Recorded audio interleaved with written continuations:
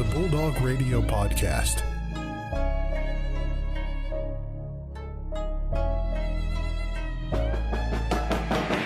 The Ferris State Bulldogs have upset the nation's number 2 ranked team. Wide open! Taylor is going to take this one to the house! Touchdown Bulldogs! It's the MVSP Season 4, Episode 5. I'm Joe Nagy, joined by Brandon Worth. Brandon, how you doing? I'm doing great today, man. I'm glad to hear that, Brandon. That's so good to hear. How are you doing? I'm doing fantastic. Well, vibing, thriving. I'm living my best life. Yeah, mic check, headset check, vibe check. Everything's all good to go. But boy, do we have a great show for you guys today. We're going to start off with a fantastic interview with Coach Ryan Hodges from the football team, defensive coordinator. What a great interview, Brandon. Super cool guy. He was so genuine. It was a really good time. We're so excited for you guys to listen to that. After the interview, we're going to hop in the Ferris State Sports Report, some college football, some NFL football probably after that. But, man, it's going to be a good show for you guys. So, without further ado, Brandon, let's swing it to the interview. And now joining us in studio, Coach Ryan Hodges, defensive backs coach and defensive coordinator for the Ferris State football team. Coach, thank you so much for coming on. Absolutely. Thanks for having me. Coach, it's an honor to have you on, and especially after a great performance at Ryan. Just talk about how that unit played overall, and especially at the beginning of the season, also including the Central Washington game. Well, I thought at Central Washington, week one, you always have a few of those mistakes that you want to iron out and get better at, and I thought, from week one to week two, we really improved, and we were a lot more sound. Week one, we were a little bit too aggressive at times, where week two, it was everybody kind of shored up a little bit of what they do right, especially in the run game. Everybody sees Caleb Murphy's stats in his sacks, but what you might not have seen was the fact that he was very dominant in the run game. And all our whole D-line was, but at times, those guys that get a little sack happy end up not doing their job on run plays, and those guys did a phenomenal job, including Caleb. Yeah, and especially with the defense being so sound, even from secondary to D-line to linebackers, everybody, like you said, was doing their job. How, important is that, especially, to hold the Ryan team, who's very good, to not even getting a touchdown for the first time in probably a long time for their program? How proud are you, especially to see your guys, perform that well? Obviously very proud. We have a lot of guys who can play, and we try to get a lot of guys on the field, especially for the longevity of things. So we're constantly counting snaps and making sure that, none of our guys are playing every single snap, and that it's a whole unit thing where there's around, 20 to 22 guys that play significant snaps in a game. And for us, doing your job's the most important, the most critically important thing, because, sometimes guys get caught up in the moment and caught up in, I want mine as well as the team to shine. But if you're not doing your job, it's hard to get yours, To see guys just kind of take care of their responsibilities first and make plays from there is really good. And I think we can only get better from here. Yeah, and obviously do your job, a big part of the motto of the team last year, and obviously getting to the top, winning the national championship. Just talk about that feeling, being able to get back to McKinney and bring home a trophy on the plane. Well, being there a second time really gave me a little bit more perspective on things. The first time you're there, you get caught up a little bit, maybe too much in the hoopla and all the, what do you call it? The distractions that show up during that week. So we had an extra day of practice before we left, so that helped us. And then we practiced the day we left, as opposed to when we went last time. We went there and practiced. So we got 2 more practices in this time before we left, where we could have played the game as soon as we got there, and we felt pretty good. And then the other thing, as a coach, I made sure us coaches worked as late as we had to make sure that the players' days felt exactly the same. Because with all the travel time, you lose a lot of time to work. So we worked after dinner and made sure that our players had the exact same schedule as if we were at home. And I think a lot of that helped, just that experience of being there and not getting caught up and focusing on why we're there, as opposed to enjoying it. So we can enjoy it after we win. Yeah, for Absolutely. sure. I'm sure there's a lot of people that didn't realize all the things. Like me and Joe went there only 2 days, a day before, and that was a lot. I can't imagine what you guys did with a couple of days there. Yeah, for sure. And especially like those long games and, those long roads that you have to go for those road games. Like, what's that like for you to kind of stay locked in and, just the approach that you have, especially with that mentality? I mean, going to Lenore Ryan, that's, near 1,000 miles away, going to Texas, even those, road trips to, Michigan Tech, Northern Michigan and stuff like that. How do you stay locked in and just getting ready to prepare to be a coach? So I tell my family it's going to be longer days, tell the coaches, like everything just kind of gets bumped up a day. Mm-hmm. Usually I start working on typing my game plan Thursday night after practice. And then on Friday morning, we got these books, these scout books we put together as defensive coaches to show our guys the plays. And we'll put that together and I'll write the script for it, Friday morning, iron out the kinks and have everything done. I make tests for my DBs and linebackers, and I'll write those up throughout Friday morning. Well, now all that stuff has to be done Thursday night.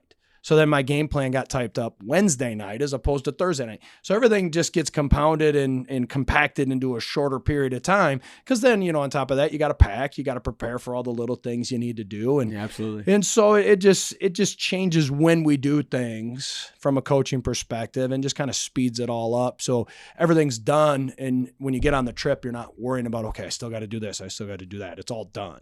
And then you can focus on the little things to make sure your players are good and in the hotel and getting the rest they need, because there's a little bit of a different excitement there. But I think it builds camaraderie being on the road together, Sure. So you kind of enjoy those trips, and we've done well on the road and we've handled business on the road. So I think it's been good for us. Yeah, for sure. You mentioned rest. Obviously, you guys on a bye week this week. Now, taking time away from coaching for a weekend, what are those things that you do to kind of get away from football? Do you look at scouting on the other teams during this week, or do you take time away to be with family, do other things outside of football?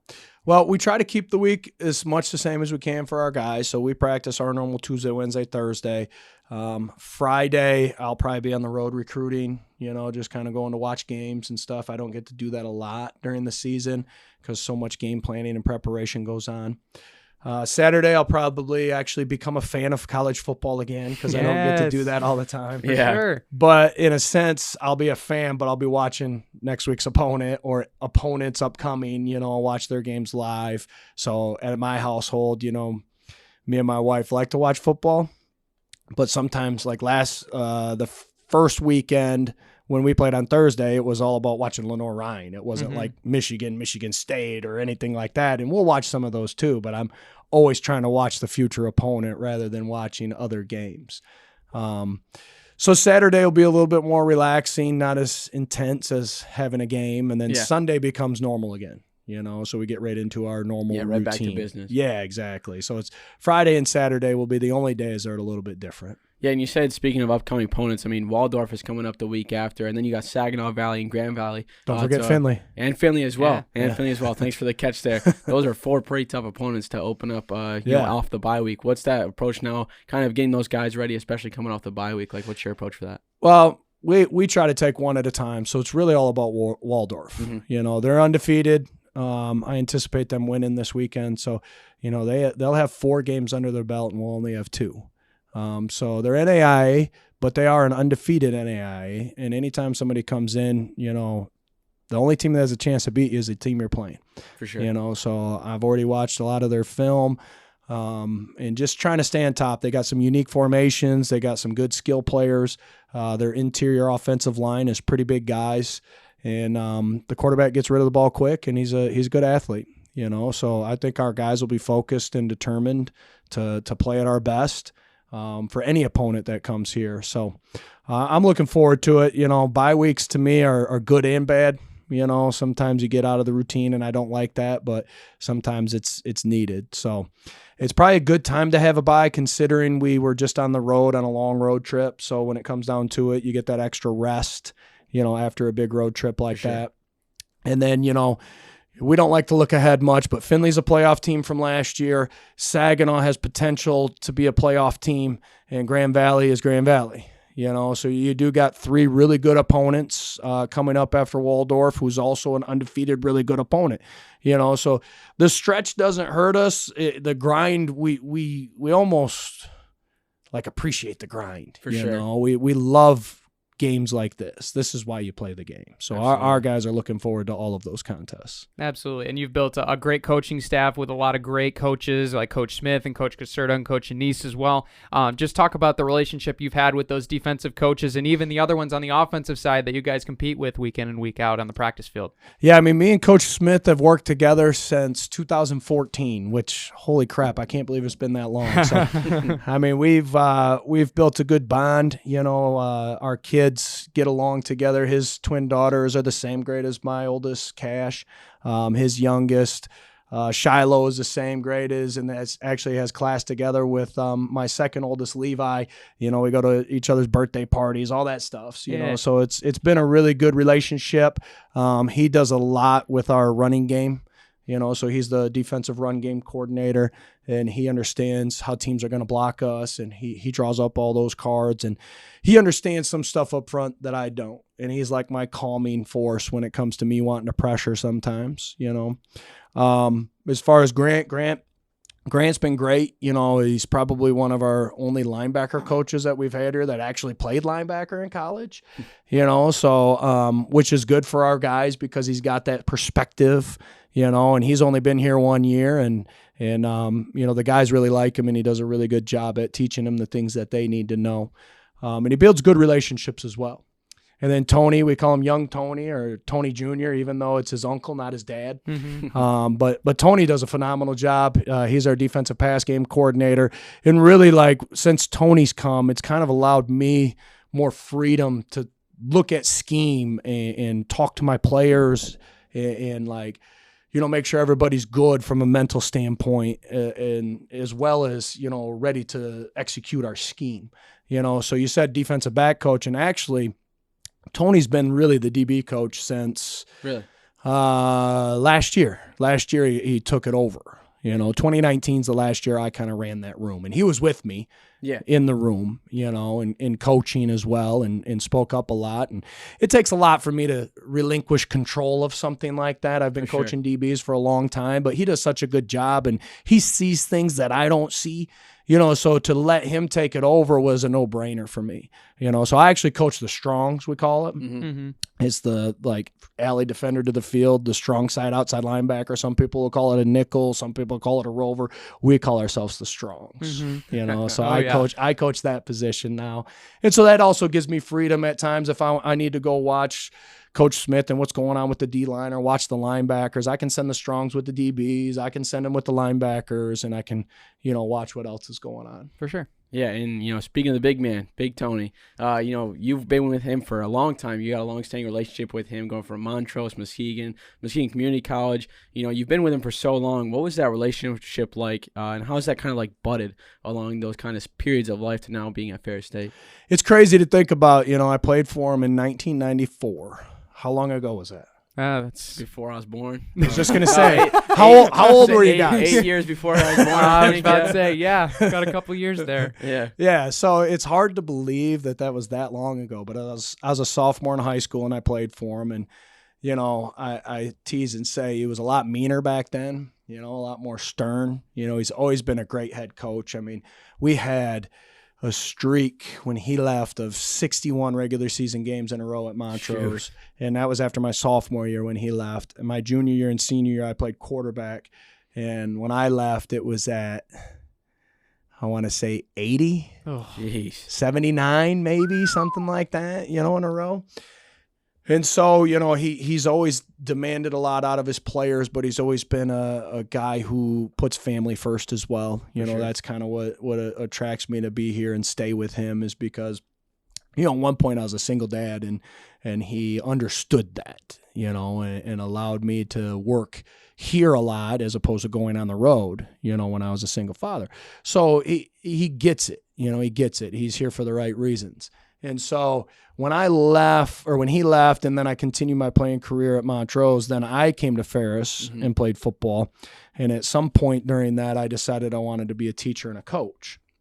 And once he heard that I decided that, he said, well, come work for me first. You know, so when I did my student teaching, I chose Muskegon High School. You know, people thought I was crazy, but I want to go coach there. I want to go coach with one of the best. So, and I started teaching and coaching there in 2003. I was a student teacher. How old were you guys then? 2. Yeah. Still in diapers. I mean, right. So I started coaching with him really legitimately in 2003 as a, student teacher. And, Muskegon, we had some good runs. We won 3 state championships, and I became a JV head coach, got to lead, a team myself for a few years. So that was a pretty cool experience. And then my last season there, I got moved up to coach DBs on varsity, and I've been coaching DBs ever since until, a couple of years ago. And then, when he got the job opportunity at GRCC, really for me, it was a no-brainer. Like, I didn't have much of a choice but to, kind of follow and see how far this can go. I kind of want to – I have some goals of coaching at as high of a level as I can get to, but I'm not, just going to take a job just to take a job. I think the quality of life with Coach Anise is better than I can get anywhere else. So why would I change that?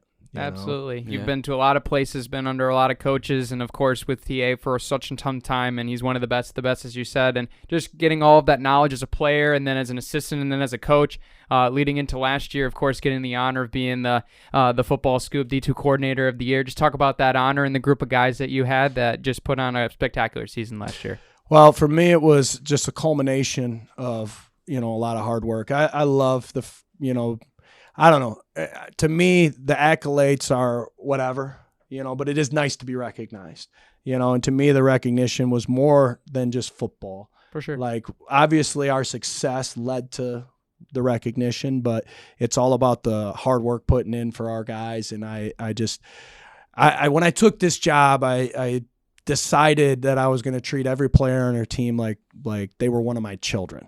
And how would their parents want them to be treated? So by taking that on mentally, it's caused a lot of freaking hard work for me, because when you think of them as your child, like you don't want to let any of them down, So at this point, that was just a recognition of all the years of all the hard work that not just me, but all of our coaches have put in. I couldn't do it without any of the assistants that we had last year or the ones we had previous to that, because everything just kind of built on itself, and it's gotten to a culture of competition. Our guys love to compete, and like the standard's been set by the previous guys, and it just keeps getting passed on, and it's a beautiful thing to see. For sure.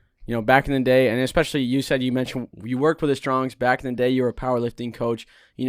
To be able to see the cap and to see how much better our weight room is going to get and kind of our situation with recovery, rehab, getting better every day. How great is that to see, especially since you were a player here, you were able to see that kind of evolved in this, with the athletics facilities. How much does that mean to you to be able to break ground and be able to finally see, such a great locker room to come to to programs and athletic teams that really deserve it? I mean, it's awesome. We got a video board. Like when I played here, we got the press box. Ferris does a good job of constantly adding stuff, even though we're still kind of behind when it comes to certain things. But just for our athletes to have a facility that they deserve. They deserve this facility. And it's been talked about for years. And for, like you said, for it to just finally be there, and the ground's broken and now it's here. And actually tonight they're supposed to do like a ceremony, what do you call it, the grand opening, ribbon ceremony. Yes, thank you. So that's supposed to be happening tonight. Our guys are excited to be in there and actually working out, and I'm sure the volleyball team's excited for their new gym to open up, and then there's going to be new meeting rooms. I'm excited because we got a couple of new offices, so it's nice. It's nice to have those things. We're a blue collar program, and we don't mind being blue collar, and we're still going to be blue collar, but it's nice to have something a little bit nicer too. I know, especially talking to some of the guys, it's like, man, it doesn't feel like Ferris anymore. Having that grit and kind of pulling yourself up from the bootstraps mentality. Now having this really nice facility it's a blessing. But you definitely can't forget where the program came from. No, we still got the grit. You still got to have that hard work and determination, and we're still blue collar. For sure, absolutely. Well, Coach Hodges, we appreciate the time. One final question for you. That's your time here. So long of time. I know we were talking in the elevator. Almost 20 years now that you've been here at Ferris. You've seen it all the way through. What's been your favorite thing about being at this university, being in Big Rapids, and being a Bulldog? Oh, wow. My favorite thing. I love the area. I'm a small town guy. I grew up in Montrose. I graduated with, I think, 84 people in my class. And so I love the small town feel. When I went to school here, I used to say, it's big enough, there's enough students, you could meet someone new every day, but it's small enough you're going to see people every day. And, being here and going to school here, and when I came back as a coach, there's a ton of people that I still know, that I still knew from back then, that are here now. So just that small town feel, I really like it. And I lived in Grand Rapids prior to coming here, and Grand Rapids is fast. Like, I remember driving to work, and you got to go. You got to go. And then when I got here, it was like, yes, I can slow down a little bit, and I like that. I enjoy that. I'm not a big city person. I can survive in the city, but it's not my style, And just the other thing for me is, just the pride in the alumni and my former teammates, the pride that they've felt since we've been able to kind of turn this thing around and get us to a place where we're winning a national title. How awesome is that? For sure. So after we won it, I think I kind of got mosh pitted by a lot of my former teammates on the field there. So it was just cool to see them smile and see them have the ability to just, brag about it. For sure. So. Well, Coach, thank you so much for joining us. We really appreciate you taking your time. Hopefully you can enjoy this bye week as much as you can, but we're excited to see Waldorf come to town and what we can do with it. All right. Can't wait.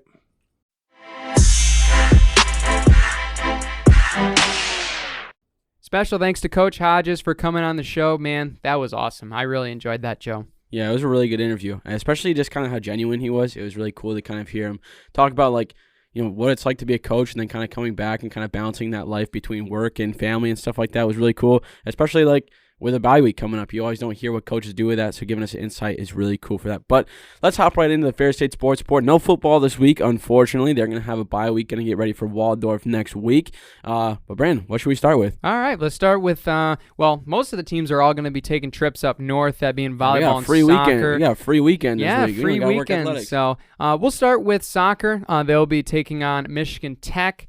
On the 18th, they're going to be heading up to Houghton. Should be a pretty interesting matchup as well, but they'll first off face off against Northern on Friday, so they're probably heading up there this way. So good luck to both of those teams heading up north. Safe travels, of course, will be the prayers for them.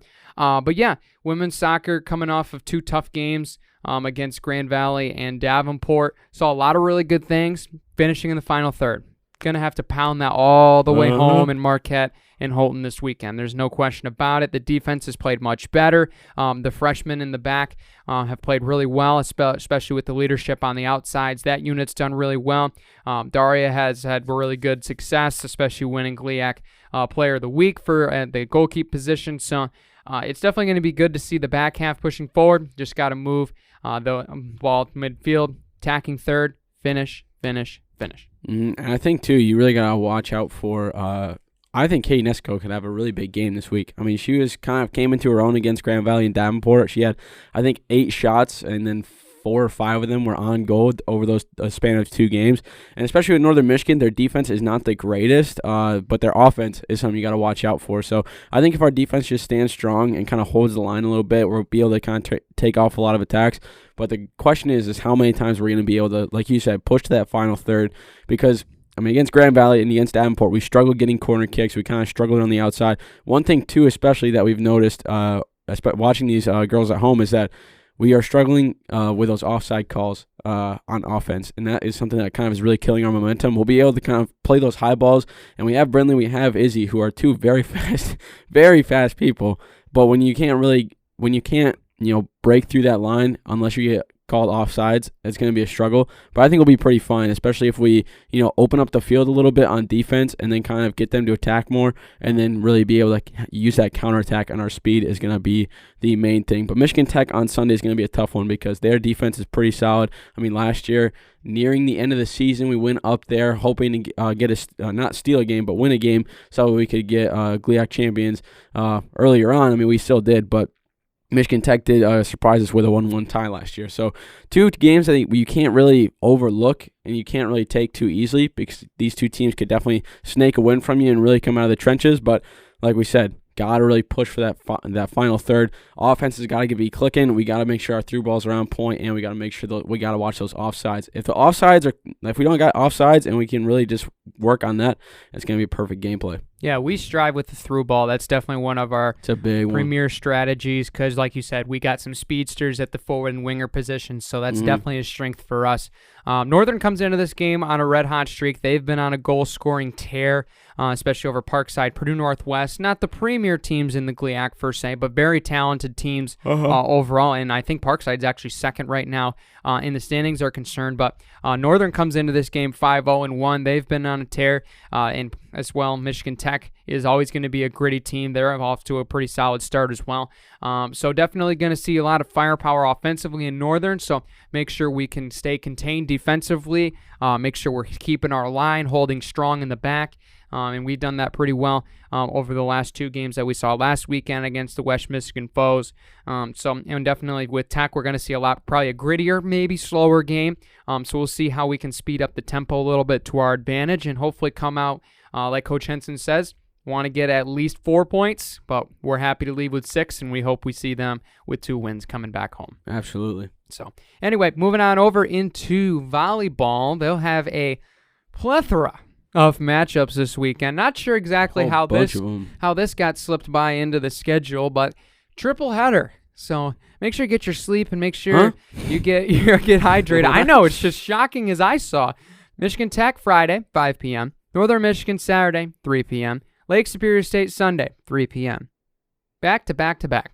Man, that's tough. I've not seen that in a long time. That's tough. I have not seen that in a long time either, but it makes sense. Get the travel out of the way. You're going up to the UP. Might as well get them all in, so you only have to take one trip. But, I mean, we're coming off a pretty solid play. I mean, being able to take down Parkside at home to start the season was a huge momentum swing, and boy, what a great game that we played that we mentioned last episode when we beat Wayne State. You can check that episode out for the full recap, but being able to stay gritty, stay tough, rally back, next point, next day, next game, one at a time. That's the focus of this team.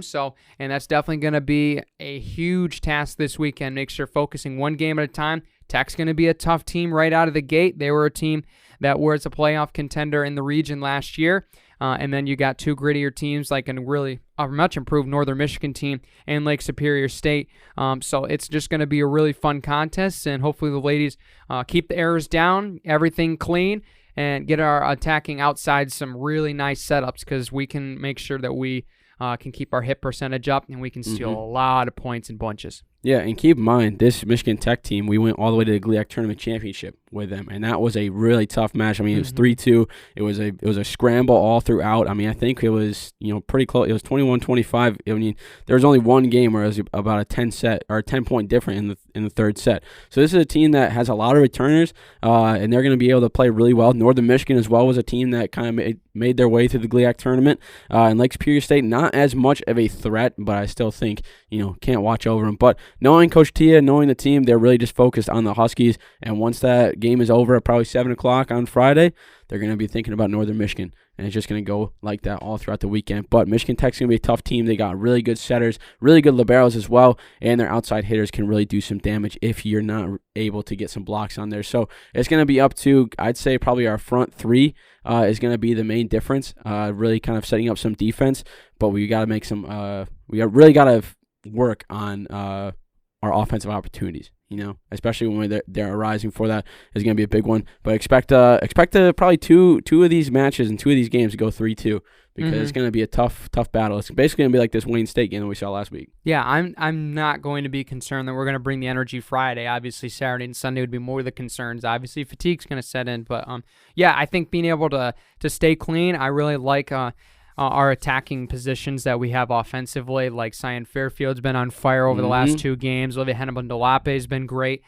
So setting them up, getting them in positions along with Claire Nowicki and a lot of our other outside hitters, Chelsea Freeman, Emma Bleacher, we get those people in position and they can do the dirty work and make sure that we can get points in bunches in every way that we can. And if we do that, I think we're going to be very successful. But staying clean, that's going to be the biggest. We had a lot of errors in the Wayne State contests, and be able to overcome that was huge. Now you can make it easier by cleaning everything up in the meantime and hopefully take out 3 wins this weekend. Boy, that would be a statement to come out of here with 3 wins. on the road, back-to-back games. Huge. That would be absolutely huge for this team. That'd be sick. I mean, would love to see it. That'd be huge for the program. Yeah, huge for the program, huge for the culture. That's just tough, though. I can't believe that they're playing 3 games in a row. Especially against 2 of them are going to be really tough opponents. And then I say that, and like Superior State's probably going to come out. It's going to be a 3-2 thing. But it's going to be a grind. It's going to be a marathon. So they got to just take it 1 game at a time. Yep, 1 game at a time. That's all you got to do, right? 1 game at a time. I mean, that's the mantra, you know? That's all you got to focus on. Anyway, wrapping out the Ferris State Sports Report, tennis will be in action. They're going to Indy this weekend. Goody old Indianapolis for the ITA Midwest Regional Championships. So good luck to them. 3 days. But speaking of back-to-back-to-back, 3 days of competition in various formats. Looking forward to seeing what Coach Doran's squad's ready to go for. And really looking for a big success and hopefully that they play really well. Play sharp, play Bulldog tennis is the way they do best. And keep the winning ways and the winning culture going. We're looking forward to seeing the results. Didn't get a lot from the Davenport Invitational last week we could report on, but I'm assuming all good things, so hopefully that they can keep that rolling. And golf will also be going to Findlay, Ohio for the Dock Sprang Fall Invitational. That'd be sick. So they'll be heading down. I believe the tournament is Monday, Tuesday, so I'm assuming they'll be heading out probably Sunday, maybe even late Saturday for that. So good luck to the men's team. Hopefully they can play well, coming after the first tournament a couple weeks ago in Allendale where they saw a 5th place finish. So hopefully they can keep that up, play some good golf, and hopefully come out in a good position and even maybe victorious. Hopefully. It'll be a pretty... How many more tournaments they got till off season? In the fall season, I believe they have 5 total. So almost to the halfway I was going to say probably not a whole lot more because it's about to get pretty cold. Yeah, I think they end about midway through October. Yeah, that's smart. So yeah, like it's a month get to pretty go. Chilly. Month to go. Pretty chilly. You don't want to be playing golf when especially when you play golf and you hit a ball and it's when it's cold out and you hit a ball off the hosel or off the toe, you know? Oof. Dude, that hurts your hands My so hand's bad. Literally shivering right now just thinking about it. Yeah, it's tough. I remember last year it was Khaki's last day that they were open and it was November 20th. And I went out golfing when it was 28 degrees. And really? I was never again. Never again. I was yeah, it might have been $10 or it might have been $15 for 18, but I will never do that again. Mm-hmm. That was the worst. That is the worst, but good luck to them. We'll certainly be following along. We'll give you all that action next week, so make sure you subscribe to find out how all the Bulldog teams do. You can find us at the MVSP on social media and, of course, all of our podcast platforms. If you don't know where those are, just go to our link tree. It's in their social media bios. You can find out everywhere we post content, including a new show that me and Joe started, and we'll kind of get into that here later in the second half when we talk some NFL. Really excited for that project. But finally, Ferris State cross country. We'll be traveling down to Sparty. Going to Michigan State this weekend. That's a big one. It's going to be a fun one. It's going to be hot. Know that. It's going to be hot. Very similar to Bulldog Invite last week. But looking forward to it because this year not as many teams, not going to be as crowded because that means certainly always is way overpacked for what it has been in years past. So it looks like it'll be a little bit more chill this year. Mm-hmm. So kind of looking forward to that. We're going to have quite a few competitors all across the board that we're really looking forward to running against. Some teams in our region, some teams in our conference, as at-large bids, point stars. So we're really looking forward to that, being able to start to get some good results under our belts for potential bid points and make some noise a little bit because I think we did a lot of that last weekend. Obviously, it was a really small meet, so I'm sure people kind of took that with a grain of salt. So now doing it on the national stage will be the most important. So women's, I believe, start at 11 and then men at 11:30. It might be 11:30 noon. You can check that all out. It should be online posted here very soon. On the website as well. So looking forward to a lot of great competition across the board at the golf course. So from one golf course to the other. So certainly going to be fast. Maybe not as fast as we'll see at a couple of the regional meets we got in October.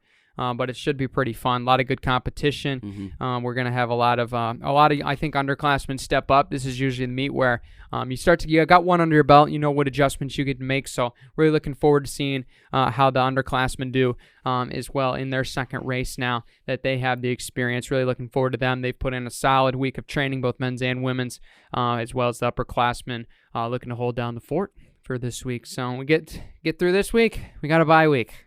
Have fun or bye weeks, Joe. I love bye weeks. I love bye weeks. Bye weeks are. Coach Hodges loved bye weeks as well. That is true. Yeah. As you hit your mic. I know. I was like, bye weeks. You're pulling to me, man. I know. I'm pulling to Joe. Yeah. Maybe I need a bye week from this podcast. Get myself a little vacation time. A little vacation. Right Do we take a bye week? Who knows? Maybe nah. we will. Maybe we won't. Let's just grind. We love this. That is true. You do love this. Bye weeks, not necessary for the guys at the MVSP. Buys aren't necessary for guys at the MVSP. You want to know why?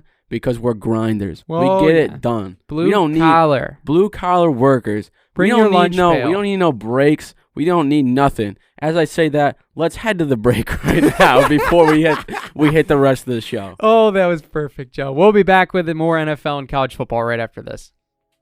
Nearing the 2-year anniversary of this podcast, Brandon and I have found that Anchor.fm is one of the only things that have been able to keep us up and going here in the studio. Anchor is a great way to distribute your podcast as well as edit and basically make sure that everything's running smoothly.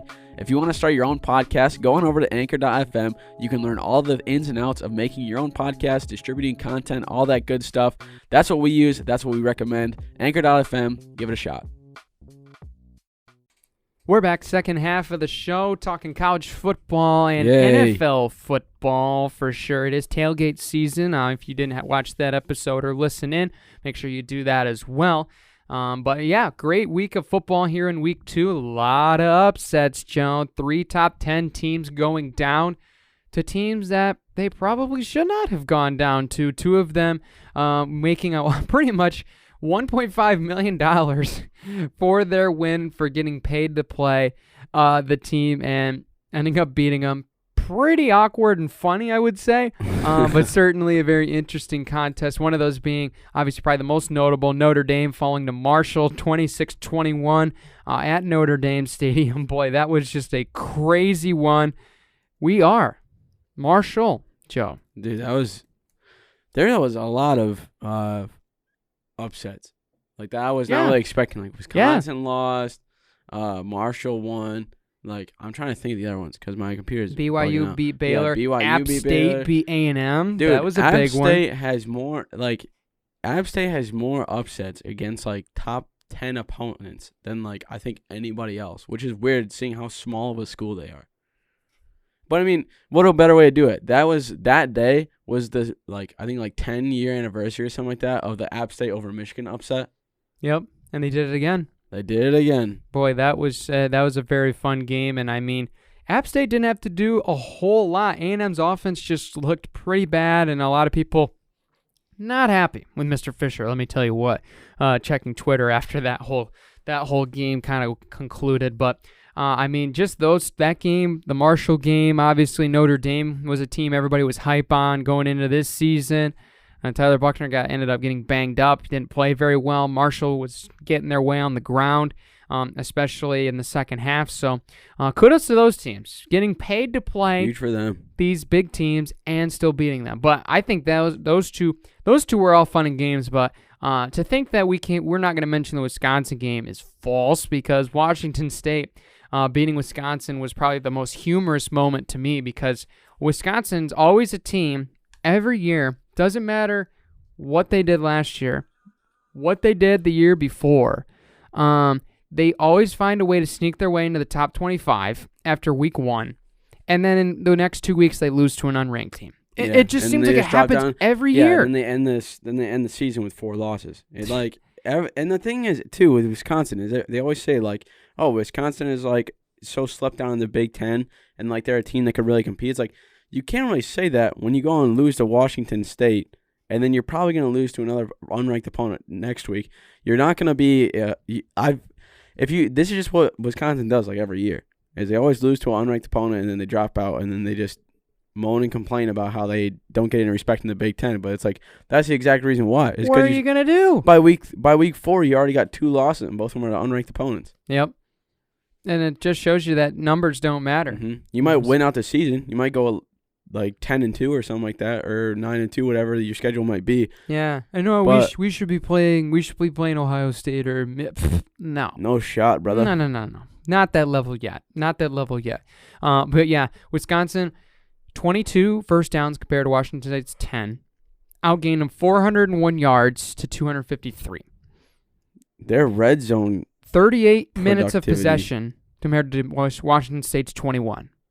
They still lost 17-14. Thanks to their three red zone turnovers. Productivity must have been so abysmal. I just can't imagine what Camp Randall was like after that game. 74,000 people just like, wow, this team sucks. How did Wisconsin lose this game? Right, that's what I'm saying, dude. Cameron Ward had a 54 QBR for Washington State. How do you win a game like that? He played had 2 bad. interceptions. They played bad, and I hate to say it, but like, I mean, Graham Mertz is good, but I mean, it's gonna have to be Braylon Allen. That's going to have to be their offense. They're going to have to keep it on the ground 24/7 because they can't Mertz just hasn't got it done. Homie went 18 for 31. Yeah. With an interception. It's not bad, but he can't. Graham Mertz is a great quarterback. Don't get me wrong. He's not a top 5 quarterback or whatever in college football. He's a good quarterback. You're not going to rely on him to throw 35 times.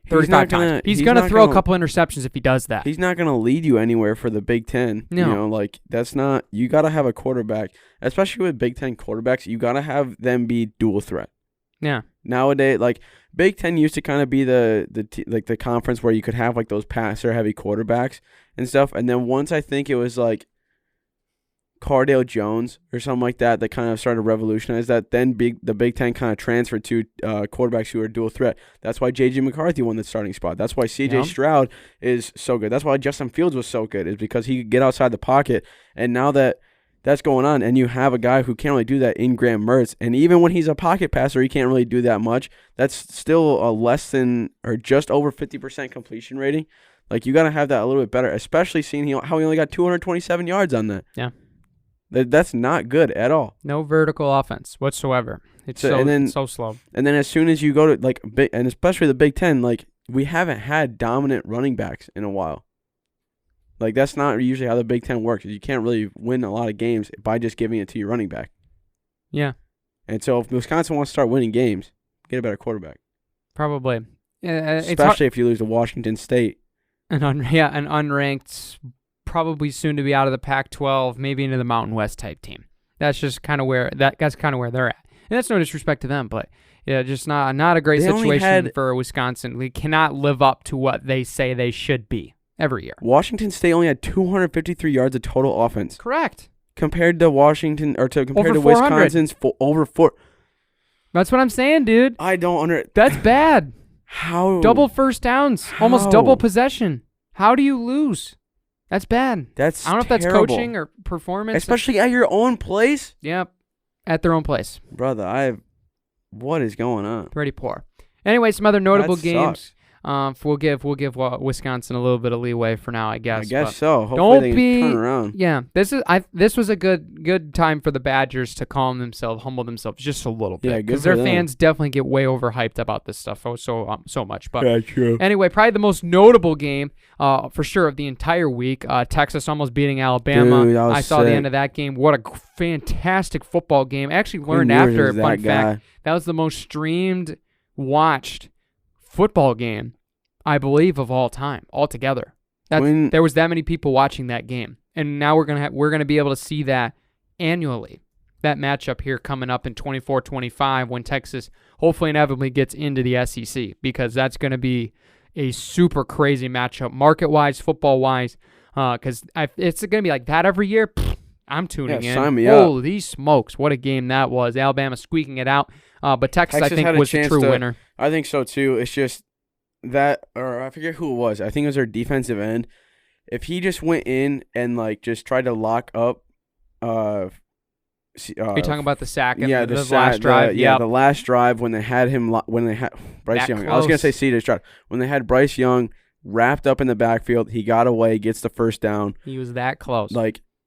You want to go for the highlight reel, and he was cooking when he was going in there. But, Bryce Young is good enough where he can just do a little stutter step, and we've seen him get out of those. You just got to make sure you lock him up. You got to make sure that you're just going for at least for the lower part of his body at that point, because you're not going to be able to lock him up.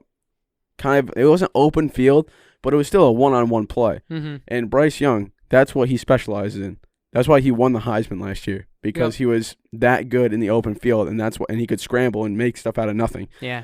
So, especially with Texas, true winners, I'd say. But, dude, Quinn Ewers, from what little we saw, he's that guy. He is that guy, and it's a shame he ended up getting injured. But Now he's out for 4 to 6 weeks, so, yeah, Hudson Card is going to have to get after it. Yeah, and I believe Texas has a little bit of a tough schedule over the next couple of weeks here. I'll double check to make sure. Texas Tech on the road, that'll be a tough one, but maybe not as tough as they just lost in double overtime and fell out of the top 25. But then they'll have at Oklahoma and Oklahoma State later in the month. But they should have Quinn Ewers back before they take on Baylor, which will probably be a big game, which they also lost to BYU. In a shootout, I believe, at BYU. So that's a big win for the Cougars for sure. Georgia took care of Samford, 33-zip. Ohio State, you mentioned C.J. Stroud, Joe. Monster game, 351, 4 TDs on only 16 completions.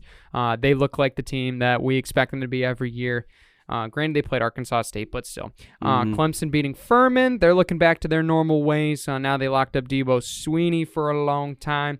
Oklahoma rolling Kent State, 33-3. And then as well, USC beating Stanford in that Pac-12 showdown for sure. So those were probably a couple of the notable games. Kentucky beating Florida at Gainesville was probably another key one. Levis looked really good. He was 13 only 24. Not as great completion-wise, but made enough key plays for them. And they took care of it defensively, locking down Florida's dynamic quarterback offense. So good win for them as well. With another probably a nice win, I would say Arkansas beating South Carolina. Dude, KJ Jefferson looks insane. He looks really good. So that'll be really interesting to see how that plays out. Tennessee beating Pittsburgh, battled 24-17 in overtime. That was a big win for them as well. And then Texas Tech beating Houston, who was ranked 25 in a 2 OT game. Those are probably the notable games, but we'll get into the state games. Michigan beating Hawaii 56-10. And Joe, you mentioned it. J.J. McCarthy locked it up. My gracious, Dude, did he ever. He's insane. And this is, I will say this too, and I'm sure me and Joe are probably on the same wavelength here with our feelings about Cade. Whoever keeps throwing shade at Cade needs to please stop humbly this second. Just stop. It sucks because he's a good quarterback. He's a great guy. Great quarterback. It's a problem that you want to have as a team, but like the one really crappy part is that like if you are thinking about how you want to make it to the national championship, if you don't have a repeat of last year, if we make it to, the playoffs, I feel like JJ is going to be the guy that's going to lead us to a lot more victories and a lot better season compared to Cade because he can do a lot more. And, I mean, people who are saying that Cade was a better thrower, I think JJ proved how good he was right off the bat. He was dotting. Yeah. He was throwing dimes. Yeah, his arm talent, his athletic ability opens up a whole new portal. I think I saw this on Twitter this morning. I can't remember who referenced it. Michigan's offense just went from what was it? It was like a bulldozer. Or no. It was an F-150. Their offense just went from an F-150 to a sports car. Mm-hmm. Both are good, but one gets you way more options than the other one. And that's what JJ does. So him and Blake Corum together with Donovan Edwards split out at receiver. And then a lot of these other playmakers like Ronnie Bell, Roman Wilson, wide open. It's just so much more versatile. I think especially when you look at like to be able to do that, or for Harbaugh to be like, it sucks because a lot of people are like kind of criticizing how he was like debating on doing this. But I think this is the only way that you could do that. Be able to choose your starter because you can't really do that in practice. Like you can't like name it just by how they're practicing and stuff. If in real game situations, especially against a team like Hawaii, because who do we play week 1? Colorado State. 2 pretty even matched teams, both in the same conference. So you get basically two similar teams. It's basically the same control group that you're letting. That the experiment of having 2 different quarterbacks start 2 different games. JJ just looked better. Like he just seemed like he controlled the offense a little bit better. And not to mention when JJ scored touchdowns, whole team like ran over and hugged him and like lifted him up. When Cade scored a touchdown, couple of high fives here and there. Yeah. So if you're trying to base it off of how the team is reacting to it, I think they like JJ a little bit more. I think they understand the situation. Cade's a good dude. Cade's a good quarterback. Cade's a good leader. But JJ makes his team better. And makes this team, like you mentioned, Joe, we know we can win a conference championship with Cade McNamara. But when you're talking about winning a national championship, which is what this program really wants. The guy you're going to call? Correct. So it's JJ's show to lose. So I think this will be fun against UConn. And by the way, those who are saying that Michigan has a soft schedule, you need to please be quiet and look at Alabama's schedule every year. I'm sick and tired of hearing that. This is the only year we've done that. So trash. I can't, like, I think it was Barstool was going off about it this morning, and I'm just like, you guys need to just stop. This is the one year we've done this. Bama does it every year. That Brandon guy or whatever, Mississippi State, when have they even won anything more than a top 15 matchup? Yeah, they play Austin Peay. Austin Peay, the second last week of the season. Austin Peay. That's garbage. That's terrible. Anyway. It ain't good. I'm not going to spend time on that subject because it's pointless and a waste of my time. But anyway, those know. I mean, we used to play Notre Dame. We used to play all those games. I'd love to play those teams. If they want to play, they'd play us. And I'm sure Jim would say absolutely yes, but nobody wanted to play us because we were that good. Sorry they were so good that we can't schedule teams. My gosh, what a great problem to have. I love the media when they say that. Anyway, Michigan State beating Akron as well, 52-0. They look really good. Jalen Reed looks like an absolute stud. Hopefully he's okay. I know he had a late hit out of bounds where I think he collided into the bench in the water station area, and it looked like he might have been banged up. Hopefully he's okay. But Peyton Thorne, definitely a little bit of concerns. He's got a good arm. Sometimes lets it loose a little too much. But Berger looks really good as well. He had 107 yards on 3 carries, especially as a sophomore. He's definitely a guy that you can see developing into a really, really nice running back. So Coach Tuck's got a good thing going. I know Akron's not as great of a team, but similar situation to Hawaii, obviously. You take what you got and you move on. So, and they were the ones who wanted to play us. And that's it. That's all it is. Please stop with the schedule harassment. My gosh, changes every year. So grow up about it. Anyway. 29th, man. Yeah. Mark your calendars. Michigan State versus Michigan. Woo, dog. Huge. That's going to be a fun one. So Michigan plays UConn this week in Ann Arbor, final non-con of the season. Michigan State travels to Washington. They'll go to Seattle to face the Huskies. That should be a fun one against good old Michael Penix. Where was he from last year, Joe? Do you remember? He from Michigan State? No, he's from Indiana. He was the guy they would let him undefeated, and then he ended up hurting his leg, and then they lost like the rest of the season. Yeah, that's tough. He's back, and he's playing in Washington now. So maybe that'll be a good game. A familiar face-to-face, so that's going to be fun. But those games, I believe Michigan, 12 o'clock, big noon on ABC, and then Michigan State kick off at 7:30 on ABC for the nightcap. But those are some of the notable games. A&M and Miami are going to play each other. That's probably another one you can look out for. As well as, I would say, probably the only other one that you might want to tune in for is BYU Oregon. That'll be on Fox at 3:30. But everything else, pretty standard games, still non-cons and some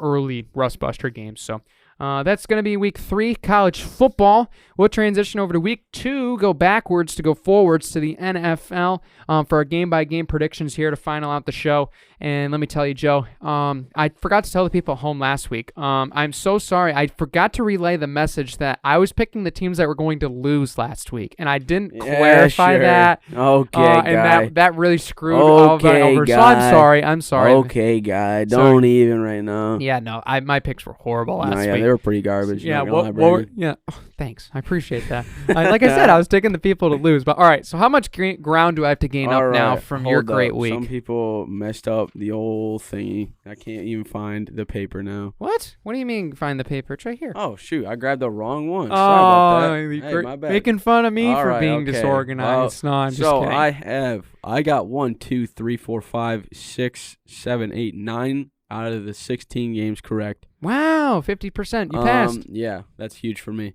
And I did not go 50%. 1, 2, 3, 4, 5.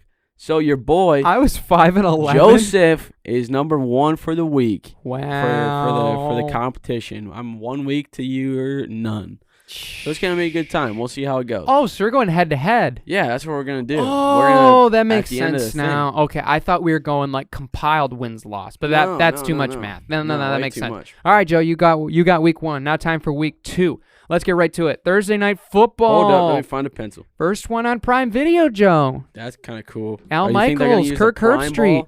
Gonna be fun. Use the Prime Ball? Yeah. No, please don't use the Prime Ball. That was so weird. Chargers at Chiefs. This one's gonna That's be pretty a tough sick. one to me, man. I'm gonna play more safe here than I did last week. I learned my lesson not to be too aggressive. So as much as I love the Chargers, I'm going to go with the Chiefs to squeak this one out, but I think it's going to be closer. I think it's going to be a 3-point game, although I believe the Chiefs are favored by 4. I think this will come down to a field goal. Going to be a fun matchup for these two teams. Dude, Mahomes looked so good last week. I can't go pick against them. Chiefs beat the Chargers last time. They played them in a shootout on the road. I like them at Arrowhead, their first game of the anniversary season at home. Give me the Chiefs and Mahomes to outshoot the Chargers offensively, 38-35. All right. That's respectable. There we go. I'm telling you what, though, Patrick Mahomes could have an MVP season this year. If he plays as good as he played last week, the dude was just lights out, and especially just seeing like where they were able to put themselves. And, I was not really expecting them to do that well, seeing that they didn't have Tyreek anymore, and they were going to kind of change up the whole game plan. But, Edwards-Helaire, he kind of popped off as well. I'm going to have to go – I'll play contrarian here. I'm going to go the Chargers because I think Justin Herbert is arguably going to probably have another breakout. Already had a breakout season last year. He's going to have an even better one. And I think especially with this win that they'll get this weekend or this week or today at 8:15, dude, that's just going to make it even more. He could have an MVP season if he really tried. He's got the people around him to do it. I'm going to go Chargers. It is going to be a shootout. You got that right, Brandon. I'm going to say 38-35. I said that. Yeah, you flipped my score. So I can play contrarian and still like the score. Wow. Okay. I like it. Just to clarify, this is 2:14. You can hear the timestamp now. It is September 15th, Thursday. So this game was picked before, just in case it's not like somebody would be crazy enough to bet the loser and after the game already had played. Yeah, if you're really trying to look at that, That would make sense. But anyway, next game on deck, we got a fun matchup. I love to see this matchup on deck. The Dolphins heading to Baltimore to face Lamar and the Ravens, Joe. Mm-hmm. Who do you got in this one? Hold on one second. I gotta pull it up. My bad. I'm in scrambles right now. Baltimore. Baltimore, Miami. Yeah. I'm gonna go Miami. Okay, Miami. I think Tua looked all right. He had a little bit of his overthrows and offensive woes that he was struggling with last year. Baltimore's gonna come out hot. Lamar Jackson's gonna be playing pretty well, but I think especially Miami on the road, I think they're gonna start off pretty well. I'm gonna say Miami 21-17. Tua's just gotta get the throws down. If he can, he's gonna be able to give it to Mostert if need be. He can scramble, and you got Waddle and you got Tyreek. So I think just those three guys right there that he can, give off to. And Mostert can be a guy who can be a catching or can be a receiving running back. So there's a lot of versatility that I like from Miami. And Baltimore, I feel like has just kind of gotten a little bit one-dimensional with Lamar. He's kind of he has been improving, but I think Miami's going to be just a little bit better this week. So 17-14. Good pick. I like Miami in this game as well to beat the Baltimore Ravens at home. The Ravens didn't look very good in week 1 against the Jets. Not at all. I'm still a little skittish about their offense, especially without J.K. Dobbins. We saw a lot from Devin Duvernay. We saw a lot of good things. Their defense they looked good, but the Jets looked bad. They didn't look very good. So, I think I'm going to go with the Dolphins because I think what they're going to be able to do is they're going to make big plays out of the gate, and they're going to slow it down defensively, and they're going to make sure that McDonald slows the game down big time, and that's what we saw in their Week 1 contest. I think they're going to carry it over. I think the Dolphins are going to win this one. I think I'm going to take a final of 24-20. Wow, Dolphins win by 4. Okay. Anyway, next game on deck. This one is slight snooze fest, to be honest. The Seahawks and the 49ers. Going to be a fun one. Don't you dare disrespect my boy, Geno Smith. Okay, he didn't write it. That's all we know. This will be right back. Yeah, this will be a 4:00 game. Give me the Niners. I think they're going to bounce back a little bit. The Seahawks had their moment, and this is going to be at San Francisco on their turf. So I'm going to see Trey Lance and them get back on track. Seahawks did look better. Granted, so I won't pick them by 2, 4, 3 scores or anything like that. Niners win this one 27-17 over the Seahawks. Respect. This one's a little tough because I didn't really think Seattle was going to come to play last week, which they did. Granted, Broncos decisions in that game baffled me. I had no clue what they were doing in that last part of the game with 2 timeouts, and you have Russell, and you can, get a little bit closer, so you don't have to attempt a NFL record field goal to win a game. Yeah. No clue why. Not smart. That was just the stupidest thing. Anyways, San Francisco looked all right last week. I just don't know if they'll be able to do much with that. I'm going to go Seattle. I think Gino's going to have another good game. Ooh. Rashad Penny's going to go off. You got DK. It's going to be a solid one. I'm going to go Seattle. Seattle low scoring, 14-7. Okay. And I also have just heard word on Bleacher Report as of 31 minutes ago, Jamal Adams reportedly out for the rest of the season with I believe they classified it as a torn quad. So he's going to be out for the rest of the year for Seattle secondary. But they still played really good. I think that them beating the Broncos was a good statement for them. Anyway, kind of flip-flop, shuffled all over the place. Back to the 1 o'clock games. Jets, Browns, no doubt in my mind. Going to go with the Browns here at home to beat the Jets. I know Zach Wilson's back at practice. Oh, I'm shaking in my boots. Let me tell you what. Browns running game, dominant. Absolute dominant. Yeah. Jacoby Brissett's not going to have to throw the football in this one. Browns win this one. I'm going to go, I think it might be a little lower scoring than people think. 27-21. 27-21. There you go. I respect that. I'll give the Jets benefit of the doubt. I'm going to go Browns as well. Okay. That's kind of just a no-brainer. Yeah. Got a score for that one? Yeah. 17-21. Okay. 21-17. There you go.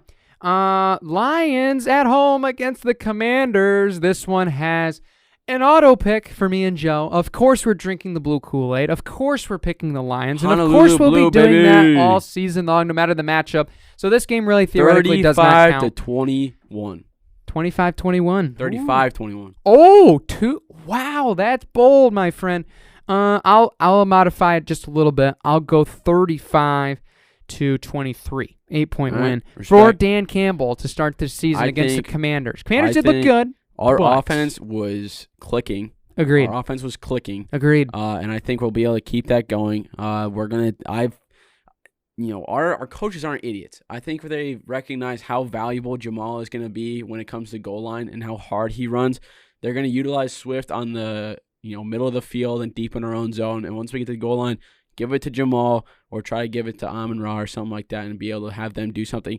DJ Chark was looking really good for the targets that he got thrown to him. So I think that the Washington defense is going to have a little bit of a struggle. I forget who their secondary is, but you still got Chase Young up the middle that you got to watch out for. But I think we're going to be pretty solid. I mean, Penei Sewell, Frank Ragnow, they can really close up the middle, and I think they're going to be able to do something special with it. And if need be, just give it to Swift and let him hit the outside and let him turn the Jets on. Yeah, Swift did miss practice on Wednesday, but of course Wednesday is a precautionary practice. Yes, so you don't have to do that. Don't get it twisted here. Swift's probably going to play in this one. It doesn't look severe. But the Lions last week, pass rush was great, except we flushed out a scrambling quarterback out of the pocket. Carson Wentz won't be a scrambling quarterback out of the pocket that much. So there. Much like that success, our front's going to have a much better week this week against the Washington offensive line. That way has been not great. Yeah. Anyway, Jags, Colts. Colts played so bad that they cannot lose this game. I can't imagine them doing it twice in a row. I just can't think of a worse situation for Colts fans to have almost lost to the Texans and then almost lost to the Jaguars. That would just be so poor. Literally, all you have to do is just target Michael Jacksonville's secondary is so bad. It's not great. It's not great. No. You just got to give it to Pittman and let him do work. And then if they somehow create a solution for that, they just give it to Jonathan Taylor and let him do work too. Matt Ryan's not as good as he used to be. But Indianapolis, if they lose this game, kind of terrible. Yeah, I think so. Colts win, lower score game, 17-7 to me, over Jacksonville. 21-14. Okay, there you go. To finish out the 1 o'clock games here quick, Buccaneers at Saints.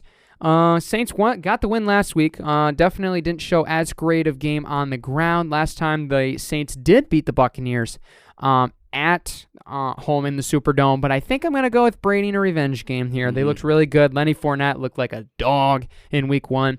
I'm going to ride him out for now. As much as I love Jameis Winston and his all of his interviews, I'm going to go with the Bucs here. I'm going to get them to win 28-27. Yes. Key to success for Tampa Bay is going to be Leonard Fournette.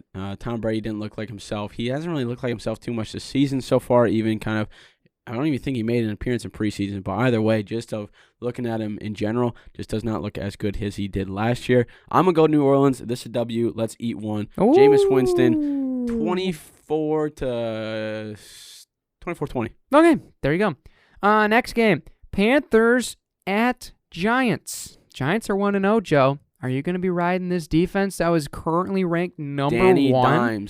Danny Dimes going to lead this team to a W. Okay. Danny Dimes, Saquon looked really good. He doesn't look like he's going to get too banged up. As I say that, I'm going to knock on wood. Good job. Because I don't want him to get all messed up after I say that.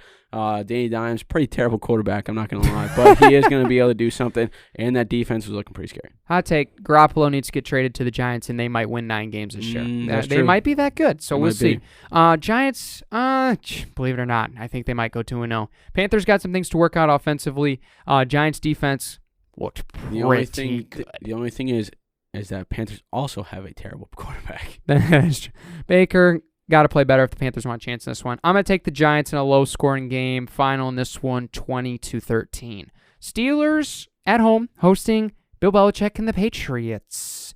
Boy. Steelers. Am I really going to pick? I mean, TJ Watt is out for a little bit. He had I forget what it was. He's out for a little bit. But the defense from the Steelers is just that good. I think they'll be fine. Not going to have as good of a performance as last week, but they're still going to kill it. So I'm going to go Steelers. Steelers low scoring. Steelers low scoring 17-15, we'll say. Okay. Weird of a score. Yeah. We've had a couple really close ones. Yeah, why not? I'll play contrarian. I'll pick the Patriots here just to spice it up. It's a very possible thing. Yeah, I think it might happen just because the Steelers, the injuries seemed like a problem. Harris banged up. Najee might not play in this game, and I don't trust Trubisky to throw it all over a Belichick-led defense. Yes, Belichick, not Patricia, please. And the Steelers' defense losing TJ Watt, they took a step back when we saw that happen a year ago when he was injured. So I'm going to take the Patriots. I think this one's going to be very close if they do squeak it out. I'll say 23-20. They win this game. Moving over, we already covered the Niners game, but we haven't covered the Rams at the Falcons. I think this one will be pretty obvious. I'm going to go with the Rams. Bounce back game. They played pretty poorly week 1. I think McVay will get them back on track.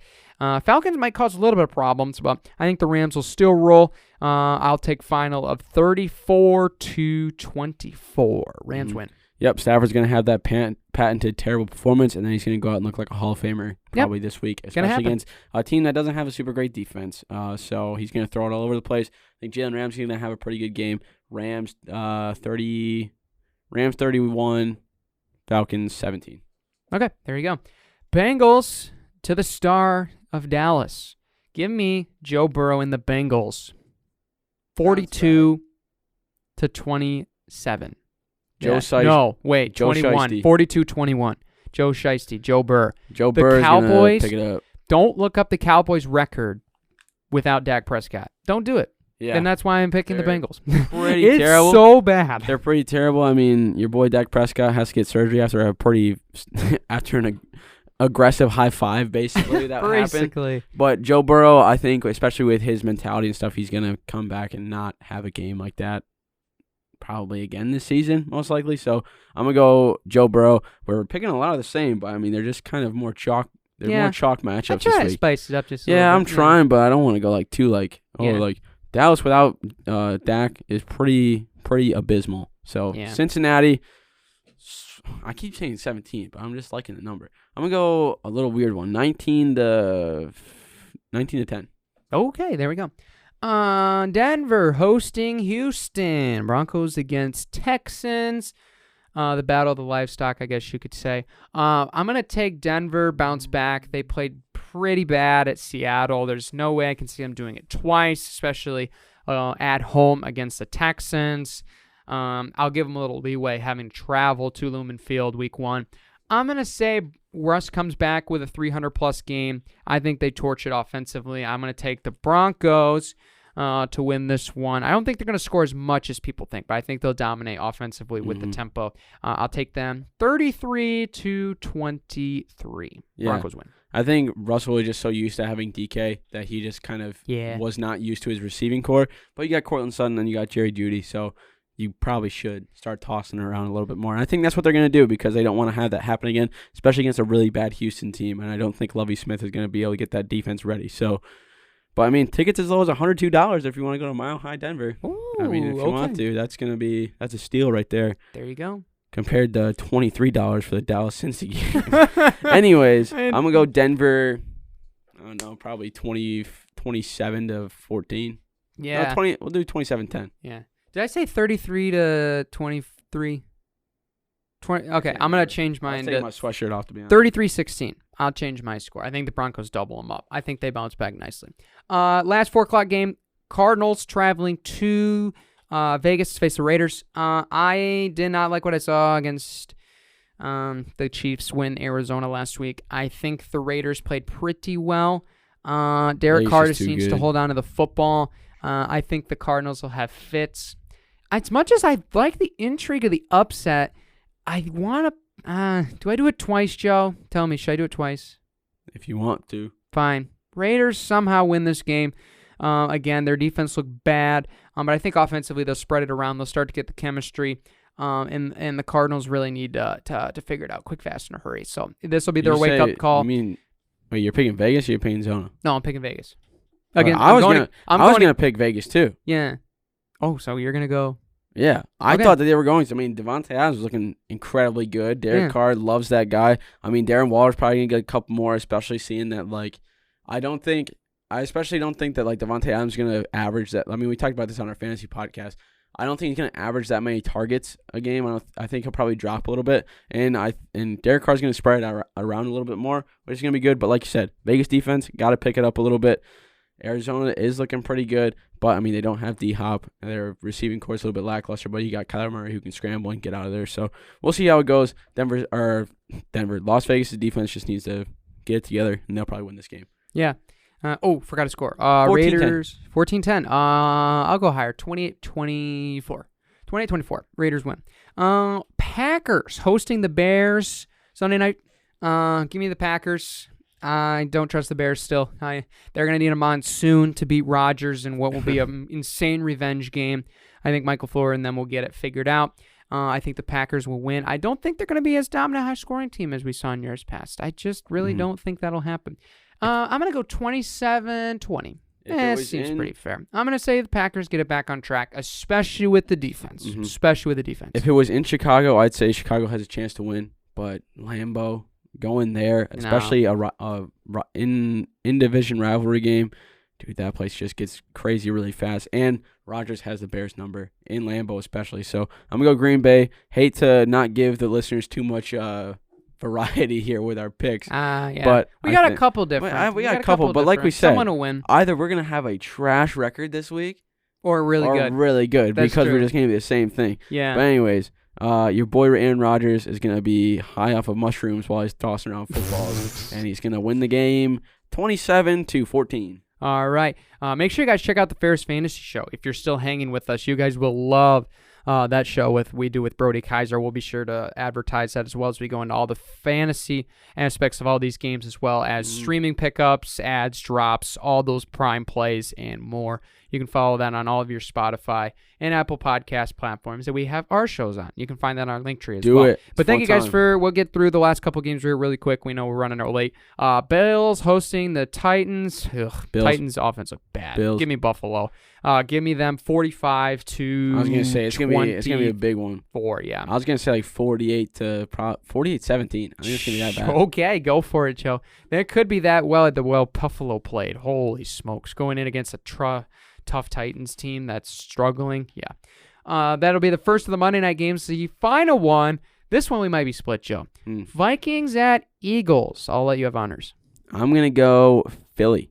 Okay, there you go. I think Philly's going to be pretty solid. Justin Jefferson was looking pretty good for Minnesota, but I think they're just going to kind of pull it out a little bit. I think if Philly wins this, it'll be kind of an upset because Minnesota just looked good. Okay, how many differences do we have? I want to say we have 4. I'll tell you how many we have. We have 1 difference, 2 difference, 3 difference, and this will be 4th.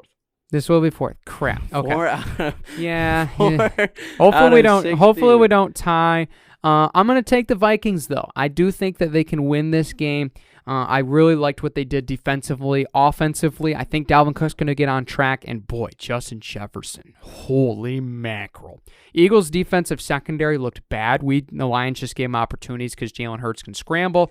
So I'm gonna take the underdog on the road here. I'm gonna go with the Vikes, and I think they're gonna get 2-0 and be on top of the NFC North. Who would have thought we would have said that at the beginning of the season, Joe? I respect that. Never would have thought it myself. Yeah. All right. Those are our picks. Make sure you check in next week to see how bad or good we did. Thank you guys for tuning in. And make sure to subscribe for more content coming soon. But all right. There's another week, Joe. Yep. Take care, everybody.